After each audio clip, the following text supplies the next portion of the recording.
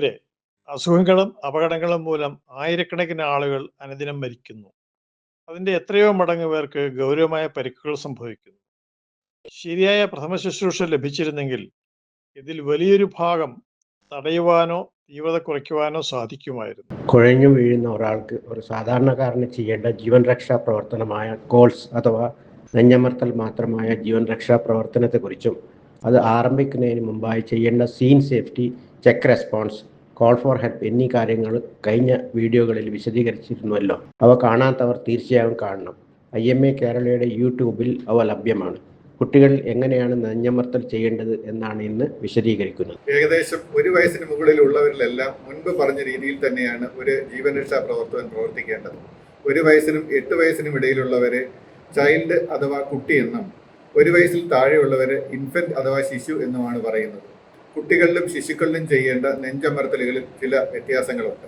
1 വയസ്സിനും 8 വയസ്സിനും ഇടയിലുള്ള കുട്ടികളിൽ സീൻ സേഫ്റ്റി അഥവാ സ്ഥല സുരക്ഷിതത്വം ഉറപ്പാക്കുന്നതും ചെക്കിംഗ് റെസ്പോൺസ് അഥവാ പ്രതികരണം ഉണ്ടോ എന്ന് നോക്കുന്നതും കോൾ ഫോർ ഹെൽപ്പ് അഥവാ സഹായത്തിന് വിളിക്കുന്നതും മുതിർന്നവരിൽ ചെയ്യുന്നത് പോലെ തന്നെയാണ്. യാതൊരു പ്രതികരണവും ശ്വാസോച്ഛ്വാസവും ഇല്ല എങ്കിൽ ഉടൻ തന്നെ നെഞ്ചമർത്തൽ ആരംഭിക്കണം. ആദ്യം തന്നെ കുട്ടിയെ ബലമുള്ള ഒരു പ്രതലത്തിൽ കിടത്തുക.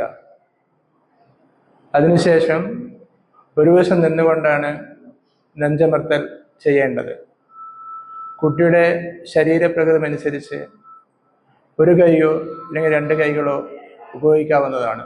അടിയന്തര ജീവൻരക്ഷാ ഉപാധി മാർഗങ്ങൾ കുട്ടികളിൽ ചെയ്യുമ്പോൾ നെഞ്ചിൻ്റെ താഴത്തെ പകുതിയിൽ മധ്യഭാഗത്തായി കൈയിൻ്റെ ഉപ്പൂറ്റി ഹീൽ അത് വെച്ച് താഴോട്ട് മർദ്ദം പ്രയോഗിക്കുക.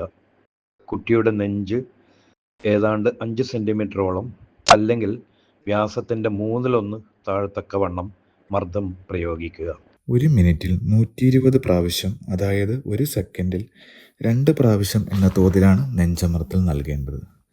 1, 2, 3, 4, 5, 6 എന്നിങ്ങനെ എണ്ണി 30 വരെ എണ്ണുന്നതാണ് ഒരു സൈക്കിൾ. ഇത് നമ്മൾ ഉറക്കെ തന്നെ എണ്ണി ചെയ്യേണ്ടതാണ്. രണ്ടാമത്തെ സൈക്കിൾ ഇതേപോലെ തന്നെ 1 മുതൽ 30 വരെ എണ്ണി ചെയ്യേണ്ടതാണ്.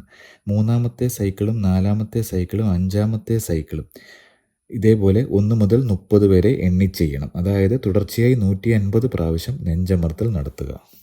അതിനുശേഷം കുട്ടി പ്രതികരിക്കുന്നുണ്ടോ എന്ന് നോക്കുക. ഇതിന് 10 സെക്കൻഡിൽ അധിക സമയമെടുക്കരുത്.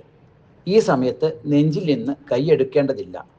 പ്രതികരണമില്ലെങ്കിൽ നെഞ്ചമർത്തൽ തുടരുക. മറ്റൊരാൾ സഹായത്തിനെത്തിയാൽ ഓരോ 30x5 തവണ നെഞ്ചമർത്തലും ആളുകൾ മാറി മാറി ചെയ്യണം.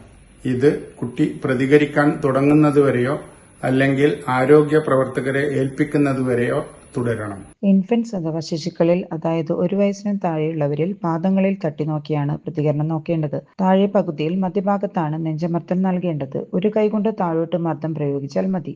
നെഞ്ച് 4 സെന്റിമീറ്റർ അല്ലെങ്കിൽ നെഞ്ചിന്റെ വ്യാസത്തിന്റെ 1/3 താഴ്ന്നാൽ മതി. ഗർഭിണികളിലും നെഞ്ചമർത്തൽ ചെയ്യേണ്ട രീതി മുതിർന്നവരിൽ ചെയ്യുന്നത് പോലെ തന്നെയാണ്. എന്നാൽ ഹൃദയസ്തംഭന സമയത്ത് ഗർഭപാത്രത്തിന്റെ ഭാരം രക്തക്കുഴലിൽ വന്നു വീണ് രക്തപ്രവാഹം തടസ്സപ്പെടാൻ ഇടയുണ്ട്.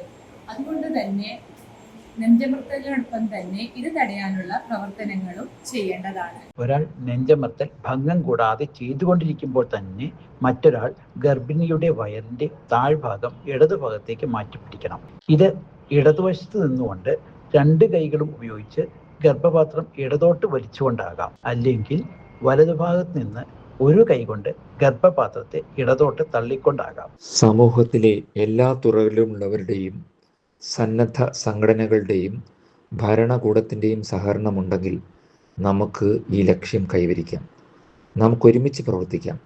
ഇതിനായി IMA തയ്യാറാക്കുന്ന പുസ്തകങ്ങളും വീഡിയോകളും കഴിയുന്നത്ര ആളുകളിൽ എത്തിക്കുമല്ലോ. ഓരോ പൗരനും ഒരു ജീവൻ രക്ഷാ പ്രവർത്തകൻ. പരിശ്രമിക്കാം നമുക്കൊന്നായി. പ്രത്യേക സാഹചര്യങ്ങളിൽ ഹൃദയസ്തംഭനം വന്നാൽ നെഞ്ചമർത്തേണ്ട രീതിയാണ് ഈ വീഡിയോയിൽ വിശദീകരിച്ചത്. രോഗി പ്രതികരിക്കുന്നുണ്ടെങ്കിലോ ഏതാനും നെഞ്ചമർത്തലിന് ശേഷം പ്രതികരിക്കാൻ തുടങ്ങിയെന്നുണ്ടെങ്കിലോ നെഞ്ചമർത്തൽ തുടരേണ്ടതില്ല. രോഗിയെ ഒരു സൈഡിലേക്ക് ചരിച്ചു കിടത്തി നിരീക്ഷിച്ചു കൊണ്ടിരുന്നാൽ മതി. ഇതിന്റെ പ്രാധാന്യം അടുത്ത വീഡിയോയിൽ വിശദീകരിക്കാം.